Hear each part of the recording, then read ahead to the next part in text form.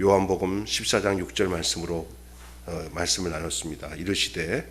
예수께서 이르시되 내가 곧 길이요 진리요 생명이니 나로 말미암지 않고서는 아버지께로 올 자가 없느니라 말씀을 드렸어요. 그러면서 그리스도 안에 있는 영생에 대한 말씀, 첫째 시간으로 첫째 영생의 근원은 무엇이냐라는 말씀으로 말씀을 나눴습니다. 그래서 예수님 자신이 길이고 예수님 자신이 진리고 예수님 자신이 생명이다. 예수님이 있는 사람에게는 이미 길이 들어온 거고 진리가 들어온 거고 생명이 들어온 것이다 라고 말씀을 드렸어요. 그래서 영생은 참 하나님을 알고 그 예수 그리스도를 아는 것이다. 오래 살고 죽지 않고 사는 게 영생이 아니라 하나님과 생명이신 하나님과 우리 예수 그리스도와 함께 살게 되면 그게 영생이다. 이렇게 말씀을 드렸습니다. 그래서 기노스코, 에이도가 아니라 기노스코, 지식으로 아는 게 아니라 체험으로 하나가 되어서 아는 거예요. 그래서 그 얘기를 말씀을 드렸습니다. 그래서 오늘은 이제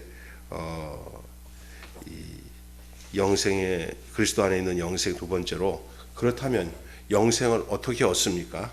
영생을 어떻게 얻느냐?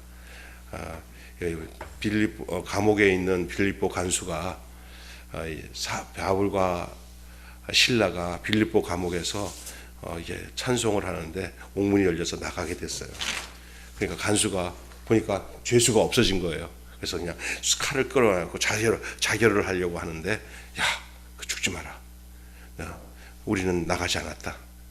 그랬더니 이 간수가 도망갔을 줄 알았더니 안 도망가고 우리가 여기 있으니까 죽지 말라고.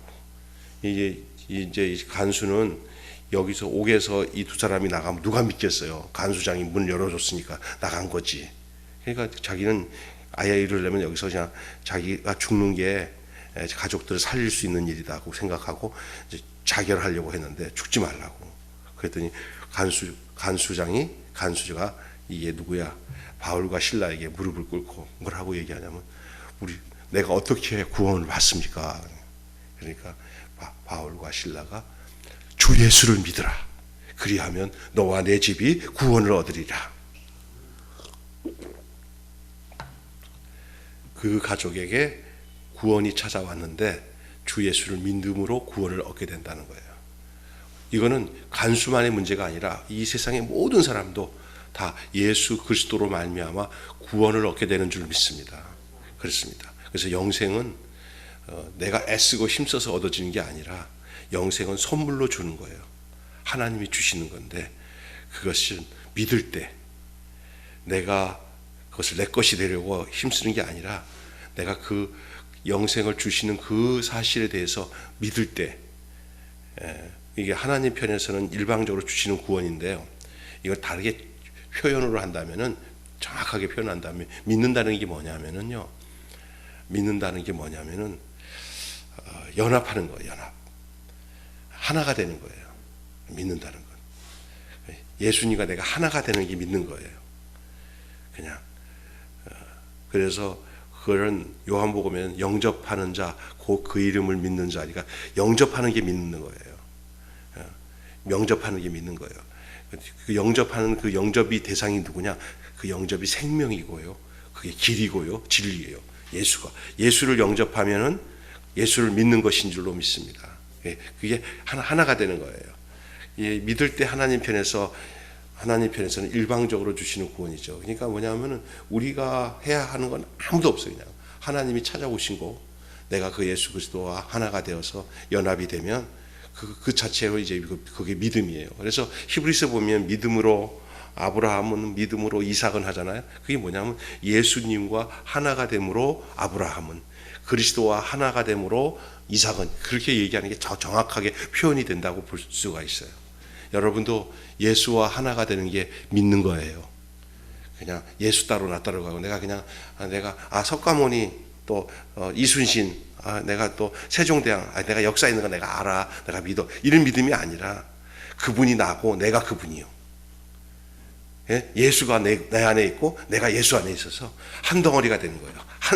한 생명이 되는 거예요. 그게 믿음인 줄로 믿습니다. 그런 믿음을 가지라는 거예요. 그래야 구원을 얻고 영생을 얻는 것이죠. 요한복음 11장 25절 말씀을 보시면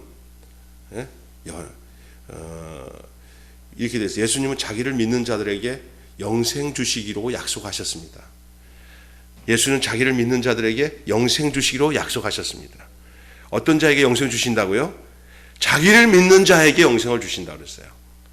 그 자기를 믿는다는 것은 예수님과 하나가 되어서 살겠다는 사람들이에요. 그러니까 공동 의무체요. 공유하는 거예요. 나를 떠나서 나와 예수가 하나가 되어서 사는 거예요. 그 자에게 영생을 주신다고 약속하셨어요. 그게 이제 25절 말씀 보십시오. 요한복음 11장 25절 화면을 보시면 예수께서 이르시되 나는 부활이요 생명이니 나를 믿는 자는 죽어도 살겠고. 자, 여기 본문을 잘 보시면 예수께서 나는 부활이요 생명이다 그랬잖아요. 부활이요 생명이다 그랬어요. 근데 나를 믿는 자는, 나는 부활과 생명. 그런데 부활과 생명을 믿는 자는 그 말이에요. 나는 부활이요 생명이다.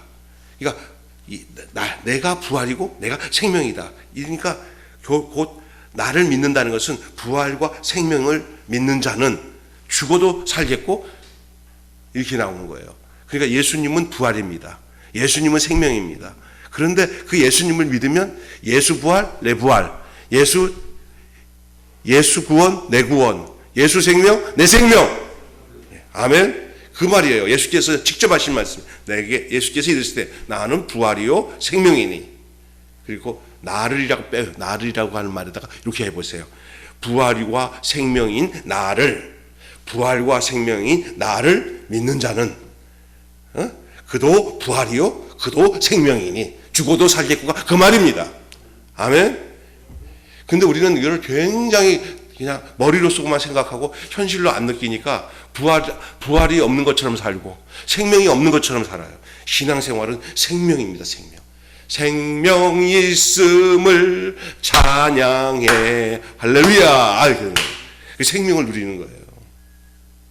생명이 있는 사람들은 어떤지 알아요? 우거지 밥상이 아닙니다. 하루를 살아도 기뻐요. 천만 년 사는 것 같아요.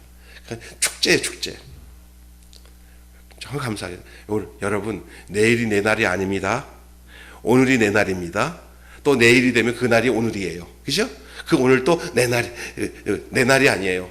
우리가 언제 살지 모르지만 하루를 살아도 천년 사는 것처럼 만년 사는 것처럼 기쁘게 즐겁게 살다가 하루하루 살다가 주님 오시는 그날까지 살아야 되는 것이 이게 믿음을 가진 사람들, 그리스도와 연합되어서 죽어도 살겠고 하는 부활 생명 가진 자들이 사는 삶의 내용이라 할 수 있습니다.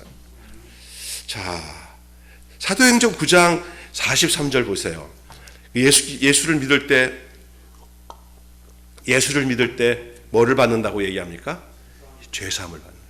그러니까 예수를 믿으면 영생도 없고 부활도 얻고 생명도 얻어요.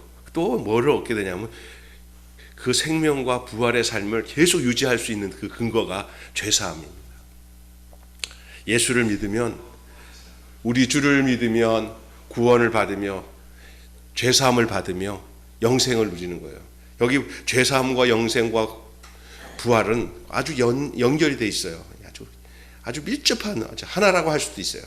이 죄사함을 받는데 우리 주만 믿으면 모든 죄 사하고 주의 품에 안겨 편히 쉬겠네. 찬송도 있잖아요. 43절 한번 읽어볼까요?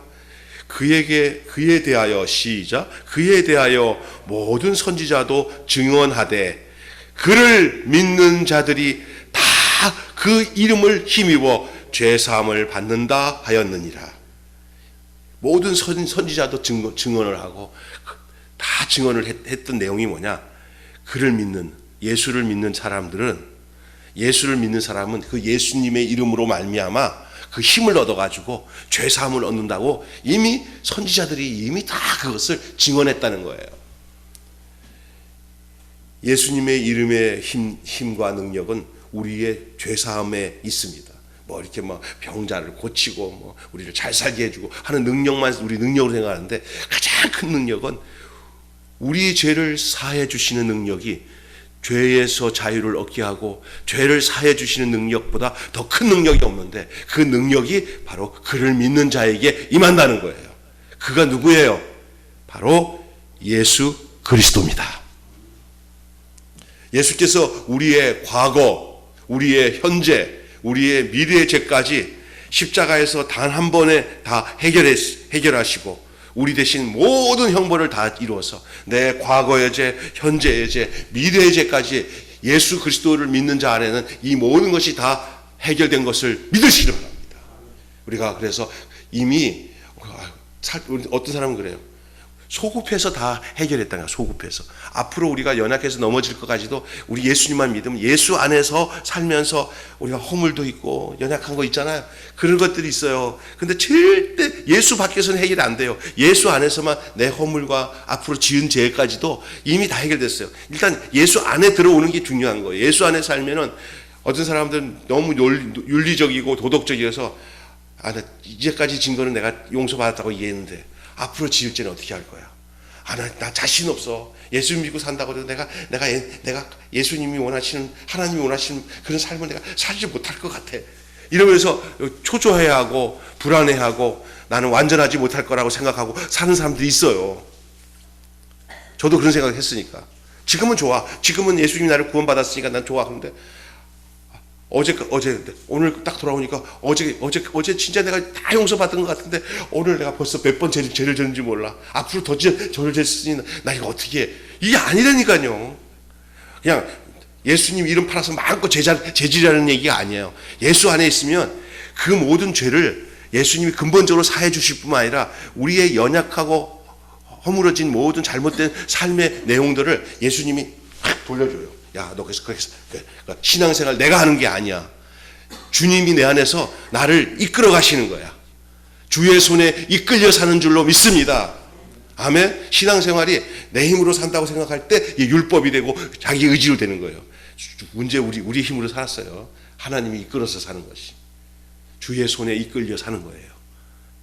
그것이 어디서부터 시작되냐면 내 죄 문제까지도 우리 주님이 다 과거의 죄, 현재의 죄, 앞으로 지을 미래의 죄까지도 예수님 안에만 있으면 그 문제 우리가 걱정할 거 없어요. 그냥 예수님 앞에 손만 붙잡히면 야, 내가 너를 구원할 때 네 연약한 거 다 알고 내가 구원했다. 그 대신 그 죄를 지을 때마다 마귀 소리 듣지 말고 내 소리 듣고 내 안에서 내가 흘린 십자가의 피로 날마다 정결함을 입고 깨끗하게 살아야 된다. 예, 알았어요 하고 살면은 땡이요. 그게 최고예요. 믿습니까? 근데 자꾸 뭐냐면요, 자기 스스로가 아유 나는 왜 이럴까? 그죠? 인간은 원래 그래요. 그냥 있는 그대로 받아야 돼요. 내가 부족하면 부족한 대로 주님 나 부족한 대로 받아주세요 하고 그거예요. 우리가 우리의 부족한 거 다 알고 우리 주님이 우리를 택하시고 우리를 부른 줄 믿습니다. 아멘. 우리를 완벽한 죄도 하나도 안 지는 완벽한 인간을 만들어서 우리를 부른 거 아니에요. 그냥 주님 안에 붙어 있으면 돼요. 예? 붙어 있으면 돼요.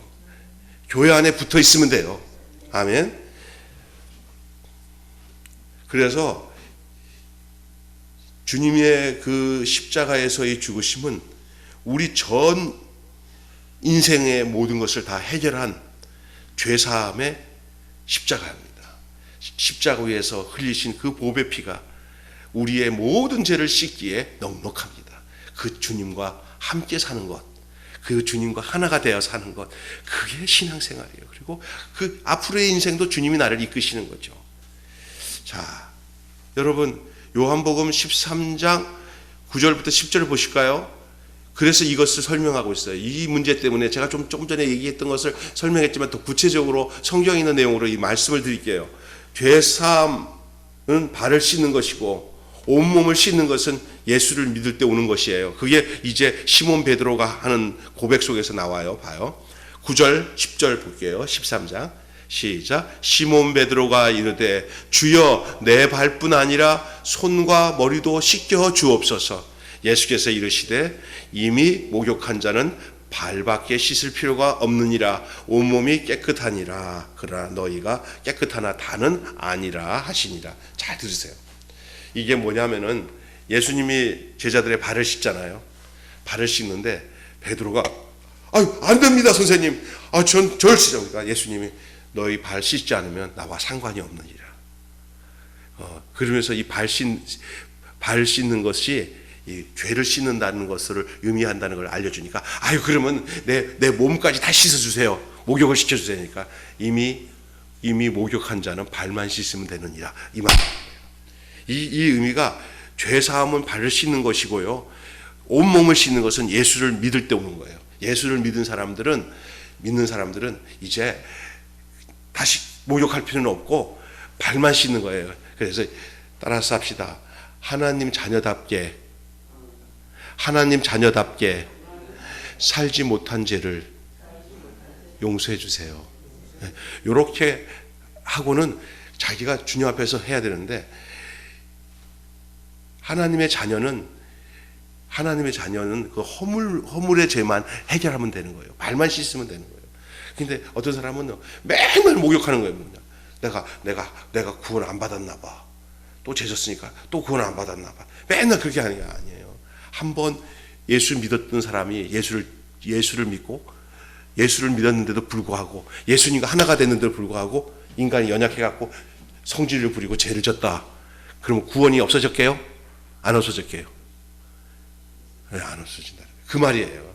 근데 그 부분만 하나님 앞에 이실직고 하면 돼요. 주님, 나 또 실수했어요. 아유, 나 몰랐어요. 주님, 그러면 됐어. 하고는 주님이 그 문제에 대해서 절대 그렇게 살면 안 돼. 그거 그렇게 안 산 건 내 손을 꼭 붙잡지 않아서 그런 거잖아. 갑자기 손 꼭 붙잡아라. 예. 조금 지나가다 또 그래요. 또 그랬어요. 그거 다 알고 구원했다니까. 될 때까지. 이해가 되세요? 우리가 그런 착각이 많잖아요.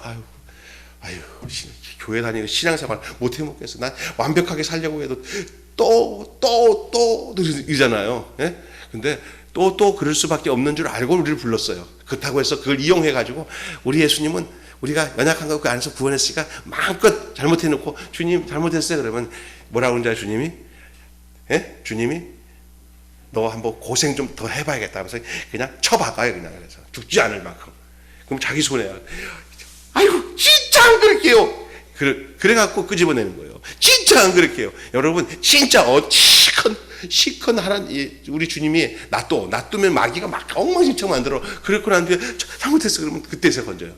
왜 나를 그냥 마귀가 건드리는 데서 왜 안 건져냈으니까, 내가 몇 번 너를 건드려서 이제 안 그러겠다 그리고 그렇게 이용해 먹다가 너가 나를 확 떠나서 그렇게 하니까 내가 그냥 마귀가 너를 때리든지 말든지 내가 좀 내버려 둘 수밖에 없었다. 내가 너를 미워서 그런 게 아니라 니를 사랑해서 그랬어. 이제 니 안 그럴래?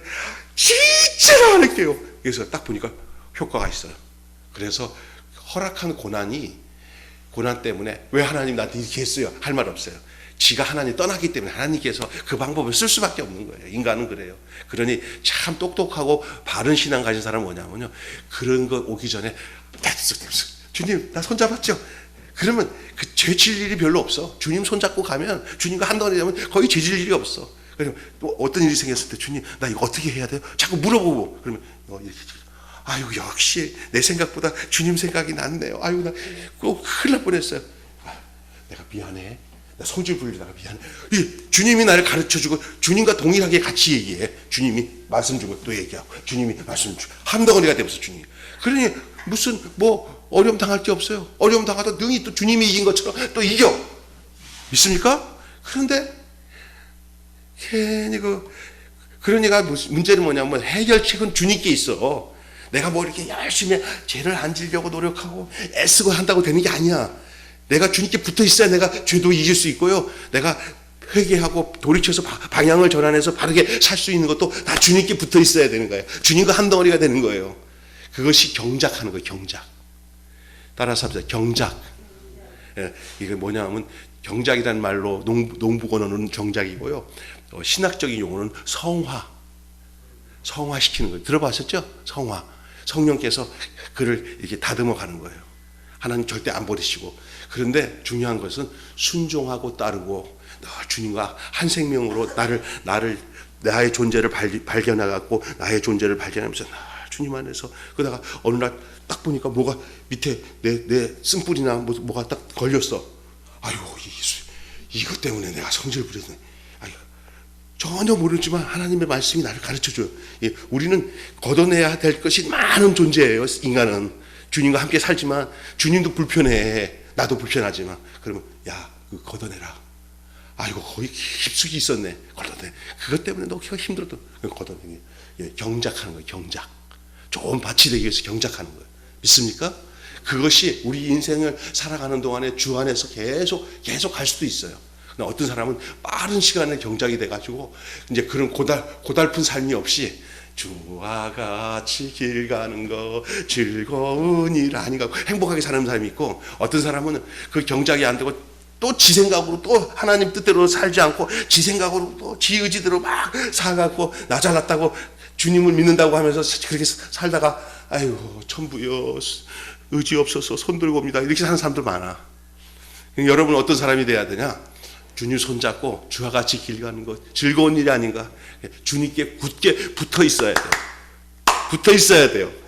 그거밖에는 모든 죄를 이길 수 있고 또 승리하게 살아갈 승리의 삶을 살아갈 수 있는 방법이 없어요. 이게 중요한 줄로 믿습니다. 그래서 혹시나 살다가 허물이 있어요. 발만 씻으면 돼. 발만 씻으면 돼. 그 얘기입니다. 사도행전 26장 18절에 보면은 예수를 믿을 때 뭐가 나타나냐? 예수를 믿을 때 위치 변화가 옵니다. 이거는 신분의 변화예요. 신분의 변화. 위치 변화. 위치 변화가 오는데 이게 뭐냐? 존재의 변화가 와요. 존재. 어둠에서 빛으로. 부정적인 삶에서 긍정적인 삶으로. 흑암에서 광명으로. 지옥에서 천국으로. 슬픔에서 기쁨으로 위치의 변화가 옵니다. 그게 예수를 믿을 때 와야 되는 것이고 또 오기도 하지만 와야 되는 것이에요. 그게 증거예요. 저 사람 교회 다녔는데 위치가 변화가 안 나서 늘 우거지 밥상의 위치였어요. 근데 예수 믿고 난 데는 어떤 일이 있어도 얼굴에 기쁨이 넘쳐.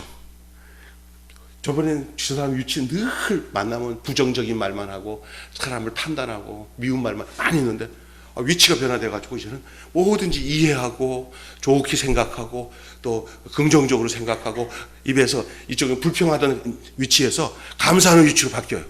아멘. 위치가 변화되는 거예요. 그렇게 돼야 되는 거예요. 예수를 믿을 때 오는 게 위치의 변화예요. 내 존재가 이게 다른 사람을 이겨먹을 위치가 아니라 다른 사람에게 져주는 순종하고 굴복하는 십자가 위에서 우리 예수님이 떼어내리지 못한 그 위치에 사도 바울이 발견한 위치, 그리스도 안에서 발견되는 거예요.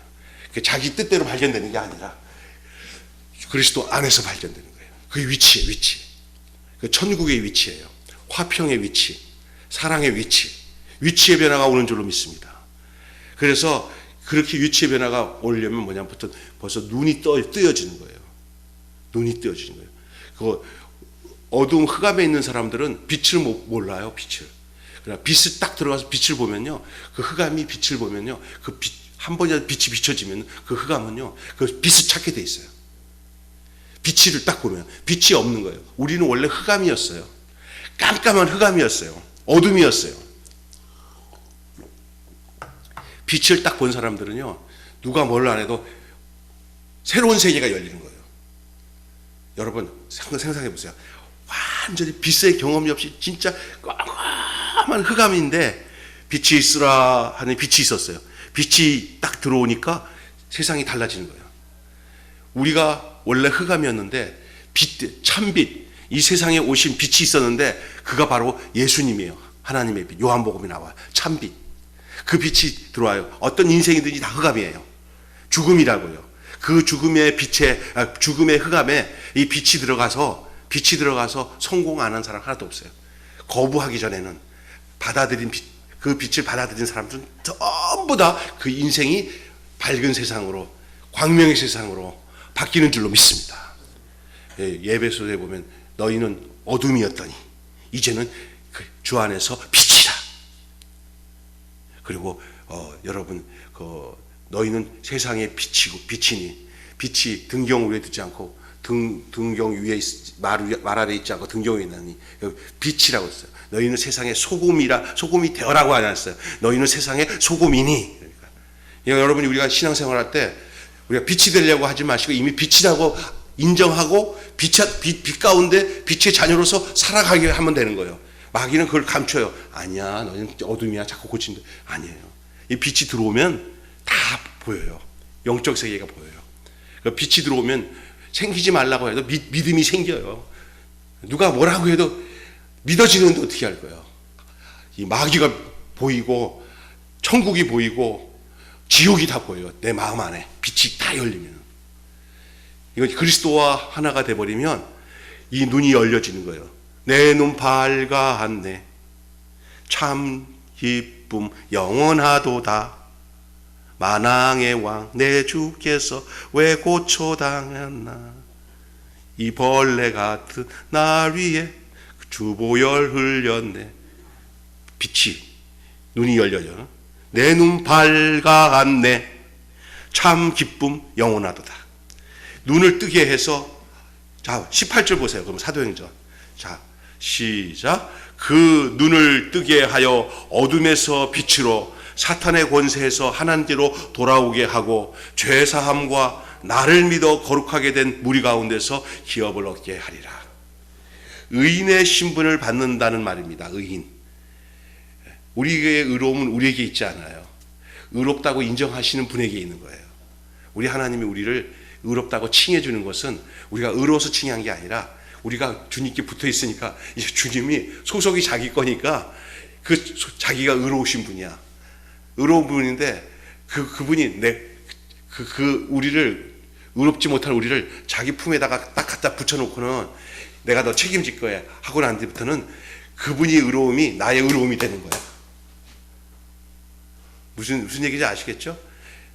이게 붙어 있지 않은 한 가족이 아니고 한 권속이 아니면 이게 해결이 안 돼. 그 의로움이. 그러나 의의 왕이신 하나님이 의롭지 못한 우리를 데려다가 자기 품에다가 탁 집어넣고 그 불의한 거 내가 책임진다고 하고 난 뒤에 그 책임을 진다고 하면서 나를 붙여놓으니까 그 의로 모든 것을 심판하고 해결하신 그분이 내게 붙여놨으니까 나를 누군가 불의하다 그러면 나를 불의하다 그러면 누구를 불의하다고 하는 거야. 하나님을 불의하다고 하는 거 아니야. 그죠? 그러니까 하나님이 책임지니까 어느 누구도 내가 이 불의한 이놈을 나한테 붙여놨는데 이거 불의하다고 하면은 나를 불의하게 한 것이니까 알아서 해? 이러면 사탄도 못해. 그거는 하나님이 데리고 가는 거는. 믿습니까? 그러면 불의한 나를 여기다 데려놓고는 하나님이 뭐 어떻게 하겠어? 자기의 성품이 의로우시기 때문에 시간이 걸리든 뭐 하든 이 불의한 나를 뭐 하도록 만들까? 예? 의로운 자로 하나님이 경작하시는 거야. 아멘? 이해를 하셔야 돼요. 그게. 그런데 우리는 어떤 자를 우리가 완전한 상태에서 하나님께 가야 된다고 생각하는 강박관념에 있어요. 그래서 하나님 앞에 하나님 내가 완전해서 하나님께 나갈 거예요. 하나님 앞에 제한 짓고 하나님께 나갈 거예요 하는 것이 우리 안에 아주 사소한 모든 부분에 이거 인간이 어떻게 그럴 수가 있어요. 체면이 있지. 이런 생각을 하고 신앙생활을 한다니까. 그러니까 그렇게 해가지고 뭔가를 교회 안에서 신앙생활에서 무슨 자기가 의로운 어떤 도를 닦듯이 신앙생활 해놓고 이루어 놓잖아요. 그러면 하나님께 영광 안 돌려요. 내가 이렇게 많이 열심히 기도도 하고 열심히 충성도 해서 내가 이렇게 됐다고 생각하는 착각에 빠질 수 있어요. 그러니까 신앙생활의 중심은 내가 아니라 나를 이끄시는 하나님이에요. 아멘. 그래서 우리가 할 일은 하나예요. 아무것도 할 수 없는 나니 주님, 내가 주님과 한 몸 되게 해주세요. 내가 주님과 한 몸 되게 해주세요. 그것이 우리의 간절한 소원이면서 또 한 몸 되었다는 사실에 대한 확신을 가지고 살아야 돼. 믿음은 그게 믿음이에요. 무슨 얘기인지 아세요? 뭐 어떤 사람들은 이런 거예요. 막 기도하다가 진동이 오네. 기도하다가 입에서 무슨 왈랄랄랄 말 막 나오면 이게 믿음의 증거라고. 다 사탄적인 거예요. 그런 거에 쏟고 있었어요. 그런 거 중요해요. 내가 내 속에 막 주님이 사랑스러워서 내가 살던 방식을 다 내어두고 이제는 주님이 내 삶을 인도하시는 것에 대해서 내가 그냥 고요하게 내 위치가 변화된 거예요. 내 마음이. 그게 진짜 믿음이에요. 그러면 어떤 데 가면은 막 박수 치면서 막 여러분 성령 받으세요. 불러 받으세요. 그러면 좀 성격이 유약한 사람 가갖고 아이고 이것도 뭐 나는 아무것도 못하겠네 이렇게 돼버리거든요. 그리고 다 죄인 취급하는 거예요. 그래서 제가 아는 어떤 목사님은요, 그 CCC에서 간사로 있으면서 몸이 워낙 연약해가지고 그 CCC는 들어가서 뭐 3일 금식을 밥 먹듯이 해야 되는데 몸이 너무 약하니까 체질적으로 금식 한 이틀 정도 하면 까부러지고 그러니까 그냥 그때 CCC 제 총재였던 김중근 목사님이 제 잘려가지고 그냥 이렇게 말씀도 좋고 하나님을 사랑하는 게 순수한 사람인데 몸이 안 따라가지고, 그러니까 또 몸이 안 따라가면 성령 안 받아서 저 약한 거라고. 근데 아무리 해도 안 되더니 자기는 그냥 그래가지고 그 외치만니 책을 쭉 읽고 자기를 따르는 형제들이랑 그냥 야 하나님 나는 아무것도 할 수 없어서 그냥 주님 내가 하는 만큼만 할게요 하고 가만히 있었는데 그 순수하게 하나님만 사랑하는 그 순수한 마음을 그 형제들이 이해를 했고 자매들이 이해했는지 그 대학생들이 목사님 저희들은 목사님 간사님 떠나고 살 수 없어요. 간사님이 전하는 말씀 보면은 다른 사람과 달라요. 막 인위적으로 뭔가를 만들려고 하지 않고 그냥 하나님께 붙어서 그냥 연약한 채로 살아가는 모습이 그게 우리들에게는 너무나 그냥 우리 옆에 있어서 평생 여기서 같이 살게요. 그렇게 살았어. 그리고 지금은 자기 뜻대로 안 하고 그냥 주님 뜻대로 인도된 사람들이에요, 다. 그게 신앙생활이에요. 생명을 누리는 거예요. 자유가 있어요. 평안이 있어요. 누구든지 자기를 주장하는 사람이 없어요. 다 십자가 안에서 굴복이 되는 거죠. 그거보다 더 십자가가 능력입니다. 십자가는 우리를 굴복시키고 우리를 아무것도 할 수 없는 존재로 고백하는 거예요. 내가 아무것도 할 수 없는 존재가 돼야 하나님이 하시는 줄 믿습니다. 모세가 아무것도 할 수 없는 존재가 되니까 어떻게 된지 아세요? 하나님이 떨기나무 앞에서 모세를 쓰셨어요. 아브라함이 자식을 낳을 수 없는 아무것도 할 수 없는 백세가 되니까 아무것도 할 수 없으니까 이제 네가 핑계치 못할 것이다 하고 하나님이 했어요. 아브라함이 내가 내 능력으로 아들 낳았어요 말 못해요. 이건 다 죽은 자 같은 사람인데 하나님 아니면 할 수 없는 거예요. 여러분 우리는 하나님 아니면 할 수 없는 존재로 살아야 하나님의 능력 안에 살게 되는 거예요. 이해가 되세요? 그냥 인간적으로 할 수 있는 걸 다 할 수 있으면 그게 무슨 믿음이에요? 할 수 없는 것 하나님. 그래서 일찌감치 그냥 할 수 있어도 나는 할 수 없다고 고백하는 게 사는 길이에요. 할 수 있어도 나는 내가 한 게 뭐 있습니까? 다 하나님이 이끌어서 하신 거죠. 예? 그게 신앙생활이에요. 여러분 이 의인의 신분을 받는다는 게 가장 큰 변화인데 이게 바로 하나님의 권속이 되는 거예요. 하나님의 자녀가 되는 거예요. 하나님의 분신이 되는 거예요. 여러분이 하나님께 속한 자 되시고 사는 것이 최고예요. 예? 다른 것 이 세상의 것들 뭐 부귀영화 없어도 괜찮아. 하나님 그렇다고 해서 다 없게 하지는 않아. 다 없으면 없는 대로 있으면 있는 대로 살게 하셔. 거기에 연연하지 말고 내게 있어서 가장 귀한 것은 내가 하나님 안에 속해서 하나님의 분신이 되어서 하나님과 하나가 되어서 살아가는 거, 이거보다 더 큰 권세와 축복이 없는 거예요. 하나님의 자녀가 되는 거예요. 어둠에서 빛으로, 사탄의 자녀에서 하나님의 자녀로 위치가 변화되는 거예요. 어둠에서 빛으로, 또 사탄의 자녀에서 하나님의 자녀로 바뀌어요. 우리가 옛날에는요, 어둠 가운데 있으면 우리는 하나님이 원하지 않는 일만 했어요. 왜 그러냐? 내가 하려고 하니까. 내가 하려고 하는 모든 것들은 다 사탄적인 거예요. 보세요. 내가 하려고 하는 건 다 해놓고는 거기 어떤 게 있는지 아세요? 거기에는 욕심이 있어서 내가 하던 거에 누가 또 끼어들면은 그냥 저거 봐라, 응? 하고 그렇게 된다니까. 이게 우리는 사탄적인 게 너무 많은 거예요. 어둠에 있으면요. 그래서 어떤 사람들이 그거 없는 사람이 어디 있어요? 그러니까 그 상태는 죽어요. 위치를 변화시켜야 돼요. 하나님 쪽으로. 그러면 하나님 쪽으로 오면은 다 그게 경쟁 상대가 아니고 미움의 상대가 아니고 다 내가 안 해도 그 사람이 해도 이쁘고 좋고, 누가 늦게 들어왔는데도 막 교회에서 열심히 하는데도 그 사람이 밉지가 않고 아이고 좋고 막 이게 다 좋은 거예요. 그리고 교회 안에서도 어떤 하면 아유 저 사람이 있으면 교회 불편해 이런 사람이 없어요. 아이고 저런 사람이 우리 교회에서 돌봐야 돼 이렇게 되는 거예요. 이 생각이 확 바뀌는 거죠. 위치가 변화되는 거예요. 삶의 구조가 달라지는 거예요. 교회가 그런 천국이 돼야 돼요. 어려운 자, 힘든 자, 세상에 볼 때는 다 손가락질 당하는 사람이라 할지라도 교회에 오면 그 사람이 다 사랑을 받을 존재로, 예? 주님 안에서의 피조물로, 예? 새로운 피조물로 볼 수 있는 존재가 되어야 되는 거예요. 자, 예수를 믿을 때 내가 의인으로 사는 것이 아니라 하나님이 우리를 의롭게 해주실 뿐만 아니라 의롭도록 우리를 이끌어 주시는 거예요. 그러니까 나를 의롭도록 만드시는 모든 부분까지도 내가 하는 게 아니고 그분이 나를 그렇게 만드신다니까. 그걸 믿으셔야 돼요. 내가 누구와 붙어 있으면 하나가 되면, 예? 주님과 그리스도와 하나가 되면 그때부터는 이제는 내 책임이 아니고 주님이 나를 책임지시고 나를 이끌어 가시는 거예요. 이게 믿음의 삶이에요. 내가 그리스도와 함께 십자가에 못 박혀 죽었나니 그런즉 이젠 내가 사는 것이 아니라 내 안에 그리스도께서 사시는 것이다. 내가 이제 육체 가운데 사는 것은 나를 사랑하사 나를 위하여 자기 몸을 버리신 하나님의 아들로 사는 것이다. 아들을 믿는 믿음으로 사는 것이다. 예수를 믿을 때 내가 의인으로 사는 것은 아니에요. 내가 의인으로 사는 것, 내 힘으로, 내 의지로 의인으로 되나? 절대 안 돼요. 하나님이 그렇게 이끌어 주시는 거죠. 다시 얘기합니다. 신앙생활은 내가 하는 거 아닙니다. 내가 할 때 오류가 납니다. 신앙생활은 나를 구원하시고 나를 선택하시고 나를 이끌어 주신 그분의 이끌림에 내가 그냥 붙어서 사는 삶이 신앙생활이에요. 지금까지 지내온 주의 크신 은혜라 한이 없는 크신 사랑 어찌 이루 말로 할 수 있으랴. 자나깨나 주의 손이 항상 살펴주시고. 아멘. 생활의 변화가 아니라, 그래서 어떤 사람은 그래요.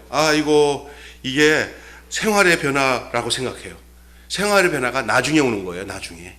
뭐가 먼저 오는지 아냐? 신분의 변화가 먼저 오는 거예요. 그 생활이 변화된 것으로 구원을 얻는다고 생각하면 자기가 하나 그래요. 하나님은 우리가 그렇게 생활의 변화를 일으킬 수 있는 존재가 아닌 것을 알아요. 그래서 우리를 먼저 신분이 변화되게 돼요. 하나님의 자녀의 신분으로 먼저 바꿔놓으셔요. 그런데 아직도 엉성해. 하나님의 자녀지만 엉성해. 왜냐하면 이제 하나님이 만들어가기 시작하는 존재로 하나님 부르셔서 자기 곁에 두신 거예요. 이제 신분의 변화가 먼저 와야 돼요. 신분의 변화. 위치의 변화와 신분의 변화. 그 다음에 생활의 변화가 따르는 거예요. 그래서 요한복음 1장 12절에 예수님 이름을 믿는다는 것은 12절, 13절 읽겠습니다. 시작. 영접하는 자, 곧 그 이름을 믿는 자들에게는 하나님의 자녀가 되는 권세를 주셨으니 이는 혈통으로나 육적으로나 사람의 뜻으로 나지 아니하고 오직 하나님께로부터 난 자들이라. 하나님께로부터 태어난 자들이라. 하나님께서 잉태해서 이 땅에서 응하고 난 자들이란 말이에요. 우리가 태어난 모태는 하나님이에요. 하나님이 우리를 태어나게 하셨어요. 누구의 자녀로? 하나님의 자녀로. 예, 우리가 어떤 혈통으로, 육정으로, 이 세상으로 태어난 게 아니에요. 이 니고데모가 예수님께서 거듭나야 하겠다니까 내가 엄마 모태 속에 들어갔다 나와야 됩니까? 그러니까 네가 이스라엘 선생으로 이것도 알지 못하느냐? 물과 성령으로 거듭나지 않으면 하나님 나라에 갈 수 없다 말씀하셨어요. 그죠? 예? 이게 하나님께로 그래서 우리가 하나님의 소생이에요.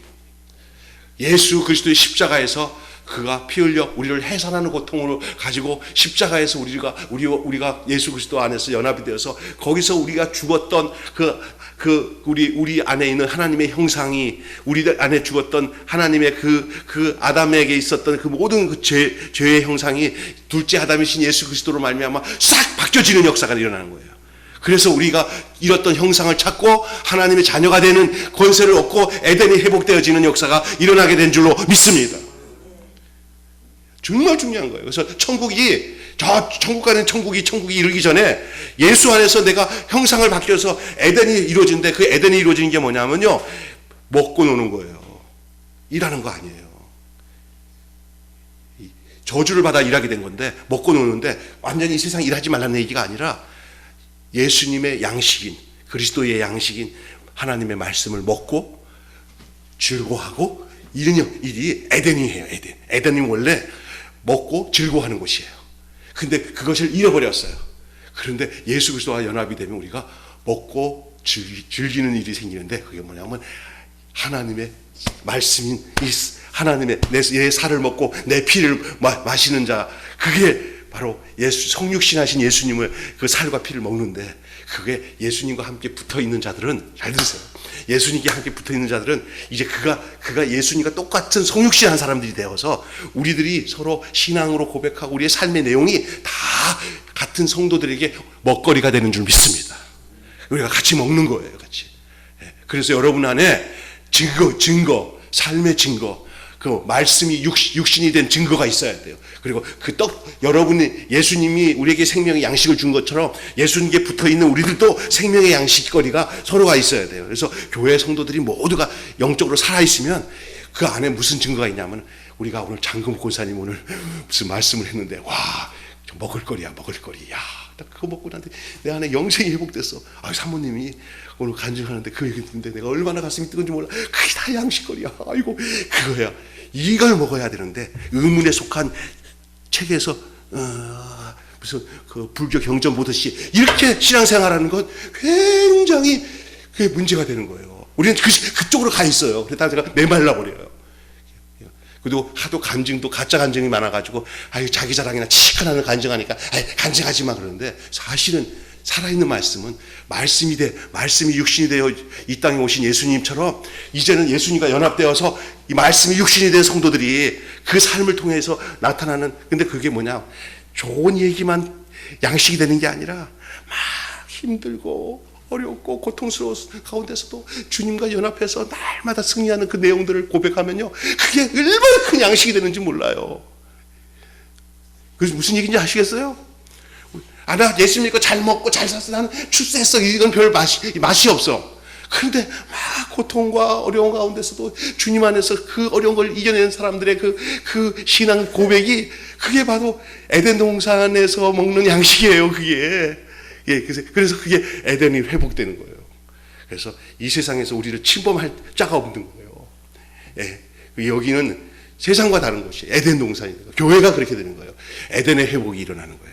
천국이 이미 임할 수 있는 게 바로 거기에 있는 거예요. 예수님이 천국이 이미 너희에게 임하였느니라. 내가 왔으니 천국이 임해. 예수가 오심으로 인해서 천국이 임한 것인 줄 믿습니다. 내 인생에 예수님이 오시면 천국이 임한 것입니다. 우리 교회에 예수님이 임해서 우리가 예수님과 하나가 되면 이미 천국이 임한 것입니다. 그 천국이 있어야 저 천국 가요.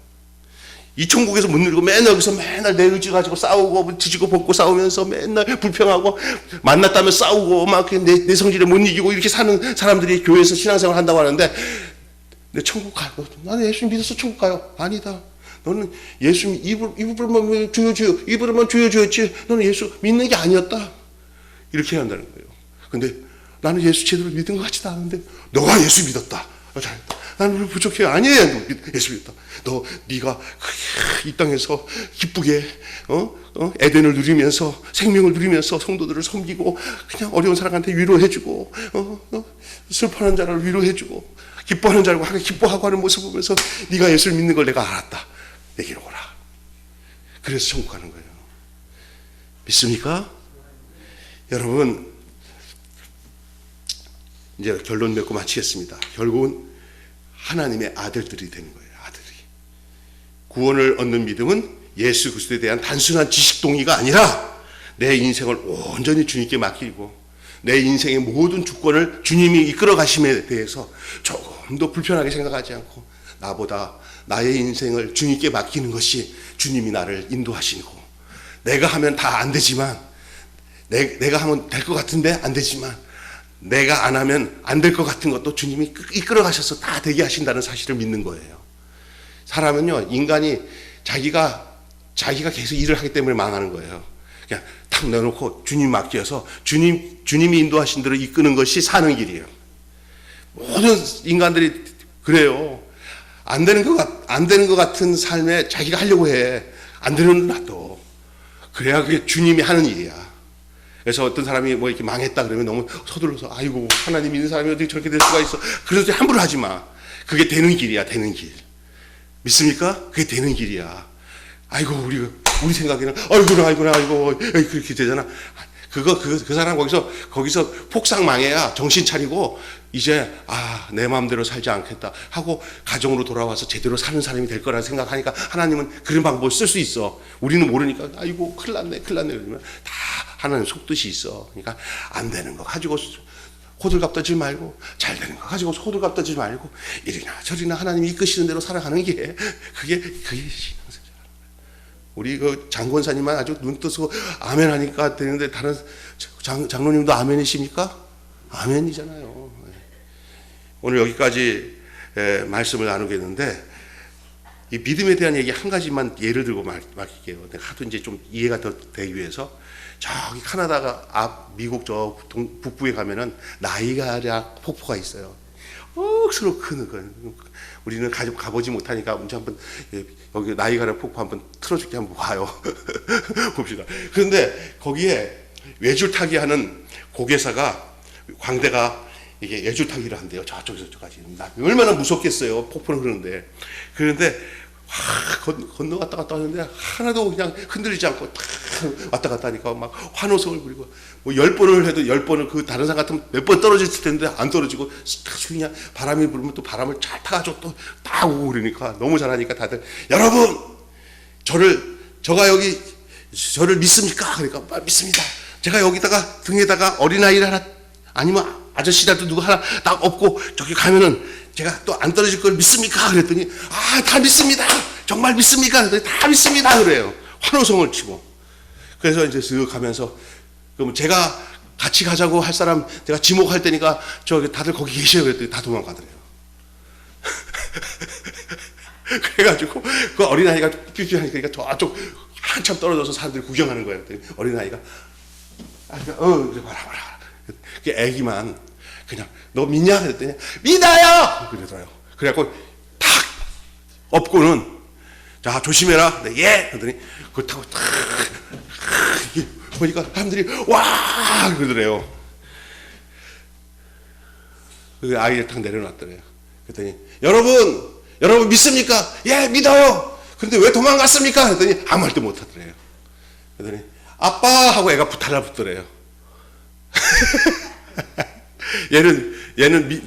얘는 뭐예요? 내 아버지 믿습니다.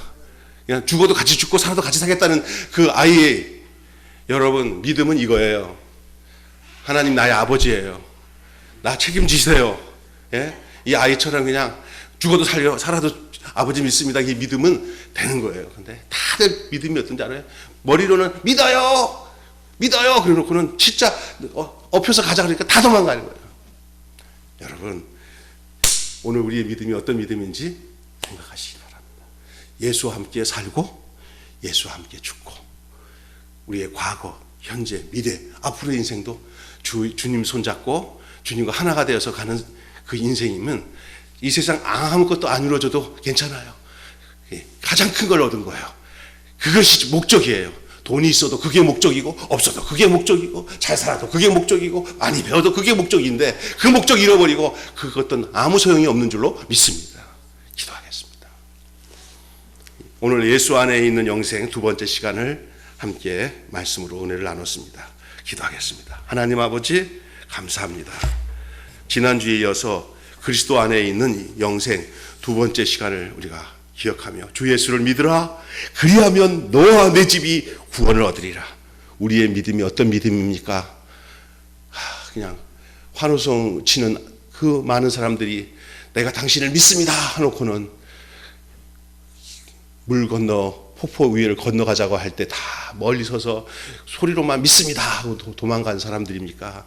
아니면 찰떡같이 달라붙어서 그 어깨 위에 올라간 그 아들 같은 그 소년 같은 그런 믿음을 갖고 있습니까? 우리에게 있어서는 우리 주님이 어떤 분입니까? 하나님 아버지 이 세상에서 내 힘, 내 노력, 내 지식 가지고 주님 따르고 주님과 하나가 되어 살 수 없음을 깨닫게 해 주심을 감사합니다. 이제 바울이 고백한 것처럼 내가 살아도 주를 위해 살고 죽어도 주를 위하여 주노니 사나 죽으나 나는 주의 것이로다. 이게 믿음인 줄로 믿습니다. 사나 죽으나 나는 주의 것이로다. 살아도 주를 위해 죽어도 주를 위해 사나 죽으나 주의 것. 이 바울의 이러한 믿음을 가졌기 때문에 바울은 거의 예수님과 동일한 그리스도로서의 삶을 바울도 살았던 것을 우리는 기억합니다. 하나님, 오늘 우리도 그럴 수 있을 존재인 것을 의심 없이 믿게 하여 주시고, 이제부터 우리가 생활로서 변화를 이루기 전에 존재로서, 위치로서, 아버지 신분으로서 먼저 우리의 변화가 먼저 일어나서 내가 하나님의 자녀인 것을, 하나님으로부터 태어난 자인 것을, 그리스도와 연합하여 생명을 누리는 하나님, 내가 곧 길이고 내가 곧 진리고 내가 곧 생명의 삶을 사는 자인 것을 잊지 않게 도와 주시옵소서. 우리 주 예수